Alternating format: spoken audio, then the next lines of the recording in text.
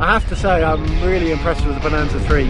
Of the 5 ENC2 liners I've flown so far, it's got the easiest to build the wall and to manage on the ground and to deal with.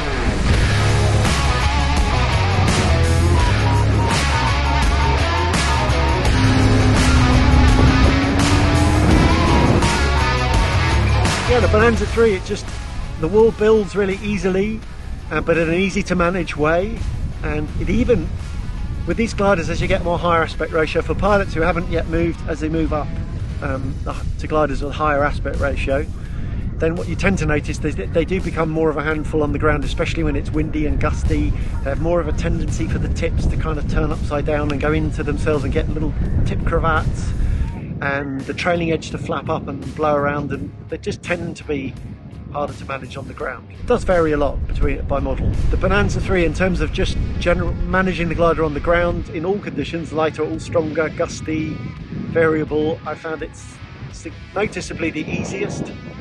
It's easy to hold down on the ground. In a stronger wind, maybe it actually requires a bit more physical effort than some of the others, which have smaller openings and more of a tendency to sit on the ground, and then they're more difficult to actually get up and get flying. The ozone photon comes to mind there particularly. The pros and cons of these gliders tends to vary by the conditions, but with the Bonanza 3 I found that generally it's the easiest to manage in pretty much all of the conditions. It's quite forgiving on the stall, getting onto that. I think the most forgiving of the 5 on the stall. You can put the glider off to one side and use a certain amount of brake on it, more brake I think than you can on the others. Some of them are definitely more demanding on the stall point and into varying degrees. Yeah, the Bonanza 3, because of that forgiving characteristic, because their wing's very solid and very pitch stable, I think that wave leading edge just makes the glider, the leading edge, perhaps extra solid, but not in a sort of planky kind of dead way. Somehow it makes it sort of solid, but in a good way that's still giving some feedback. And yeah, that makes it really good for kiting. You can put the glider off to one side, drop it back, use a bit of brake to move the glider about in the wind window if you want to kite the glider back up the hill. Also, pull the glider up for a launch and you pull it up at a bit skew whiff or a gust comes through and you need to step under the glider and correct it. It's, yeah, very easy. Just want to keep mentioning, I'm talking about the level of it, I still put it as mid-sea.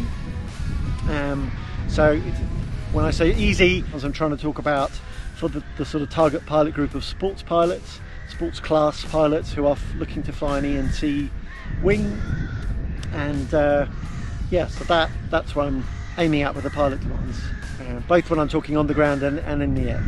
If I compare to Jin's range, the Explorer 2, I find the pilot demands of the Bonanza 3 are not a great deal higher than the Explorer 2 or the Avid or the Explorer 1, and probably I certainly think they're easier than the Bonanza 2, the Bonanza 3's predecessor, which I put as more mid to high C.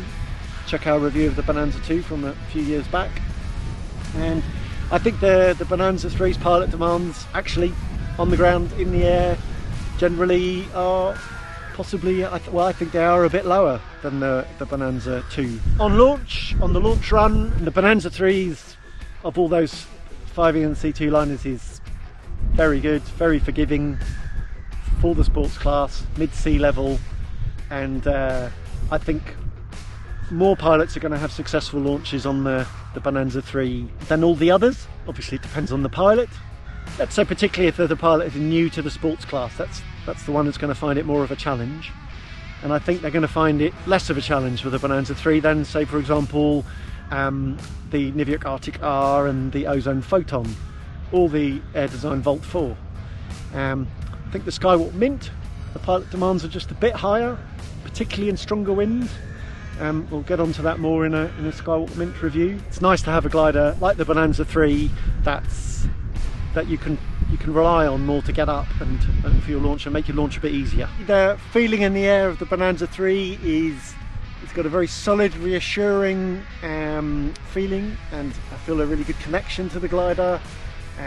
It's got a very sort of uniblock, monoblock thing. It flies as very much as one wing and not two separate halves. Slightly more on the dampened side than some of the gliders, But then again, in terms of feeling and feedback, the testing I had quite a good variety of thermal conditions, everything from very weak and scratchy and having to sniff out bits of lift to small, quite punchy cores, and I found it was really good for sniffing out the lift and finding it. So, which I have to admit, to being quite surprised by. I was expecting it to be a bit more kind of planky and dampened, but they've managed to get a really nice balance for me of a solid feeling glider that's yeah, it's solid but not planky, and yeah, reassuring but not dull. The agility's moderate. I'd personally prefer slightly higher agility. You know, in a big wide thermal, doesn't matter, you just go around in a big wide circle, and then the gliders that turn big and wide will do just as well. But when you're in a small punchy core and you've got a bit, you know, centre of the core that's really going up much quicker than the air around it, then the pilot who can stay right in that core is going to climb much better than the pilot who's boating around outside of that. And I think the Bonanza 3 was great, and I had a really good test of that. And if I remember how flying the Sigma 11 or the Supair Savage and Arctic 6, the Niviuk Arctic 6, those gliders I think all are able to turn tighter and have a sharper handling. But the Bonanza 3 was doing really, really well, and definitely one of the best of the 5E and two-liners that I've flown. And I was able to work all the different kinds of lift really, really well. Talking about now the climb rate, the sync rate, the Bonanza 3 is really good. It's got a very good sync rate. You're going to be floating about and top of the stack quite often, I think, on the Bonanza 3. Even when I was flying it top loaded, right at the top of the load of the weight range, I actually flew it. This is the medium, which is 90 to 110, and so I wasn't quite at the top of the weight range. And I've flown it between 98 kilos to 108 kilos, depending on the harness and how much stuff I was carrying. So yeah, it's climb rate's really good, even well loaded. I've also noticed the agility is still good, even when you're a bit lighter loaded. But then I noticed that if you're in punchy air and you're lighter loaded, the glider just feels slightly, as you'd expect, just a bit more wallowy, and doesn't bite into punchy cores and things quite so well. So there, obviously, it's better to be more loaded if you're flying in those sort of conditions. But I found the Bonanza 3 tolerates being flown in different parts of the weight range very well, more so than some of the other gliders, I think. I just thought one glider that I've still put as one of my best climbers of all time is the Supair Savage.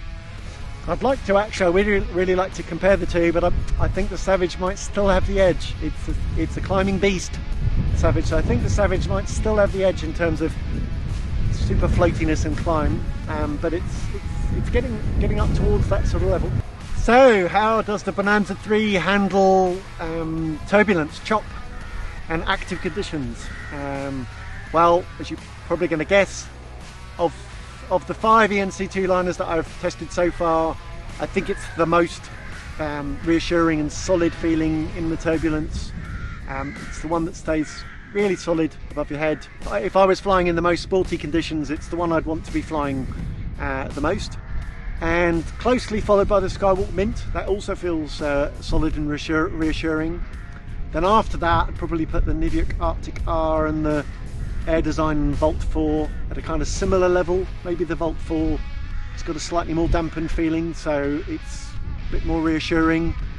And the one that I feel is that still having flown it some more in more variety conditions, that I feel is the most sort of active and moves around the most, is the Photon. So I think the Bonanza cuts really well through the chop and turbulence, does do that really comfortably and stuff like that. But I found a little bit, and it's very pitch stable, so when you're flying around in the chop, I think it's the one that moves around the least. Maybe also the Mint moves around less as well than the other three. On glide, I think the Bonanza 3's got a really excellent glide. I felt I had really good reach. My impression is the glide at trim is really excellent. It's right up there in the C class. It's really, really good. I think the Bonanza 3 is up there with the Mint and the Arctic R and the Photon. I think all of those 4 gliders have an edge over the Volt 4 in terms of their glide just at trim. Then now on speed bar, the Bonanza 3 feels really, really solid on speed bar. Probably the most solid of the 5. Again, the mint feels very solid as well, but I think the Bonanza 3 is the most solid and very efficient. The glide keeps really well accelerated, very smooth and solid on the speed bar. I think of the 5 that it feels like the one that's pushing the edge of the speed envelope the least. And my feeling is that the Bonanza 3's speed bar is very usable. I was very happy to use a good amount of speed bar and full speed bar on it, even through a bit choppy air. I don't tend to use speed bar in lots of turbulence, but it's the one I was most comfortable with to use the full speed bar on it and hold that on, and it felt really good and comfortable.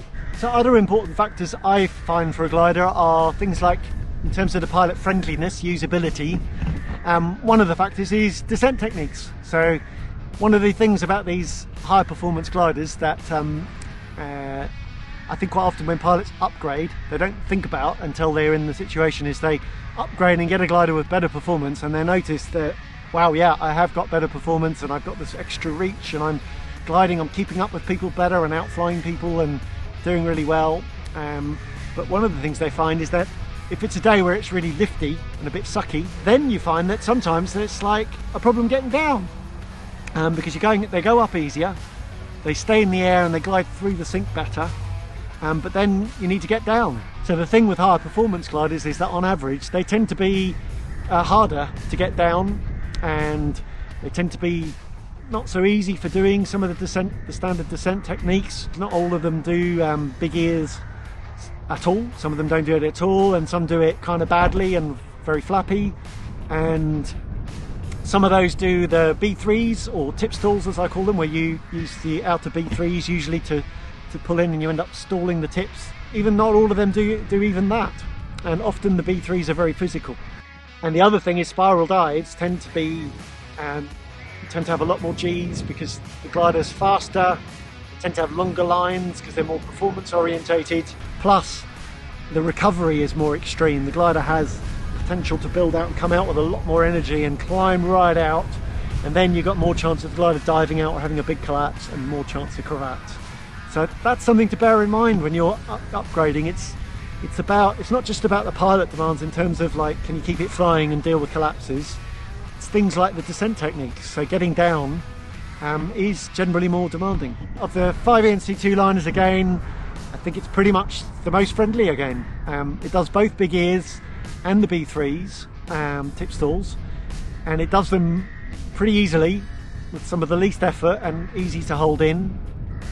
The big ears do flap around quite a bit, and yeah, the big ears came in nice and easy, quite a firm pull, but then they came in and they were easy to hold.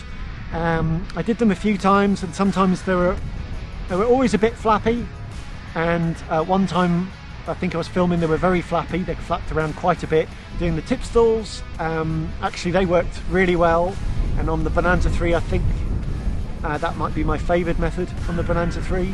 So I always find B3s are quite physical, usually more so than the big ears, assuming the glider does big ears, and so they're quite physical to pull in, but not as much as, say, for example, the Arctic R, and yeah, quite physical, but then quite manageable to hold. They were very stable and effective and increased the descent rate a lot. Worked really, really well in combination with the speed bar. As I say, I prefer to personally put on a quarter speed bar, then pull in the B3s. Spiral's very controlled going in and easy to manage and easy to adjust. I felt both through the controls, the brakes and weight shift. Coming out of a spiral was also very easy to control. I found I could build in and out really nicely, so that was great. Easy in, easy out of the spirals basically. As you can see here, I've been testing the Bonanza 3 mainly with the Impress 4. I have also flown it with the Lightness 3 and also the Supair DELIGHT 4, and each time the feeling of the glider was the same. When I'm testing gliders, I purposefully try and sort of back off on my activeness and let the glider do its thing more, and I didn't even have a tip tuck the whole time I flew it. I felt the glider unload in some choppy stuff as I went through inversions and some mixing air. I'm not saying the glider's like never going to collapse, but the point is it's a particularly collapse resistant glider. Controlling on the rear risers, yeah, there's a very good feeling there. A little bit on the physical side, as I say, but good feeling with the glider and a nice feeling control, and you can definitely fly the glider quite actively with them. You need to be more physical than you are with the brakes on the B3, on the B risers. The same as pretty much, with the exception of the Phi Scala Light. All of the two-liners, the rear riser control is more kind of physical than it is when you're just flying on the brakes for active piloting. Now, thinking about the fun side. So the Bonanza 3, because it's really solid, it's really good for wing overing. It keeps really solid. You can keep the glider nicely inflated, and it's got a really good propensity to it.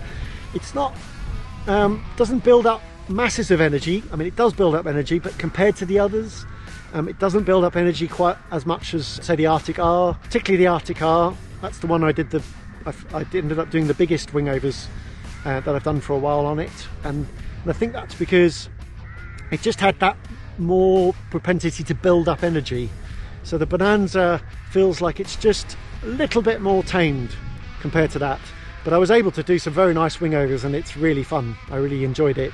Just slightly more held back, whereas the other ones, you feel like you need to hold them back. With the Bonanza, you can have the confidence to kind of give it some and give it some input, and it goes really nicely round. So yeah, just having a look at the risers. The A risers there. And what you often have with these two liners is some sort of system for connecting to the lines. These are the A lines there, and then the other lines that go more out towards the tips. And there's the speed system, which you can see has got some nice Harkan 18mm pulleys. And then you can see the rear. They've gone for this kind of nylon handle on the back, which actually is very nice to use. It's not as fancy as some of the ones that have got carbon and stuff like that, or Niviak's one that's got a rubberized kind of thing, which is very fancy. But this is kind of very practical and nice to hold. Brakes, standard kind of magnets, fully unsheathed lines. I do have a criticism or a negative point to put across about the Bonanza 3, and so that comes down to packing. The fact that it's got all those rods in there and stuff like that. Of the 5, I've found the Bonanza 3 to be require the most care and be the most challenging to pack. Closely followed by the Ozone Photon, and then after that Skywalk Mint, and then after that the other two gliders have got nitinol in them, the Arctic R and the Air Design Volt 4. I feel like this glider, for me to pack it, I want a concertina bag, so Jin could include one with it, but then you just pay for it in the price. So when it's included, they just include it in the price. So here you got a choice of getting yourself your favourite concertina bag. So who's the Bonanza 3 for? I think a good range of pilots, but I'd say the thing that jumps to mind out of them is that for pilots looking for their first ENC two-liner, and then this is definitely a pretty high candidate for that. Other pilots who'll be thinking about the Bonanza 3 are pilots who either were flying a hotter glider, so they were flying a high C or a low D or a mid D. If you're that pilot who's like, I want a two-liner and I want the sports class, but you're really wanting something that's got lower pilot demands, then the Bonanza 3 is a great candidate for that. So overall, for me, the Bonanza 3 is a very sorted ENC two-liner. It's the pilot demands I put on the ground and in the air, very much in the middle of the C class. Obviously you've got the two-liner considerations, particularly for, say, SIV and things like that, that you need folding lines, so that applies to all of them. But I think it's so far of the ones I've tested, it's the one with the lowest pilot demands all round.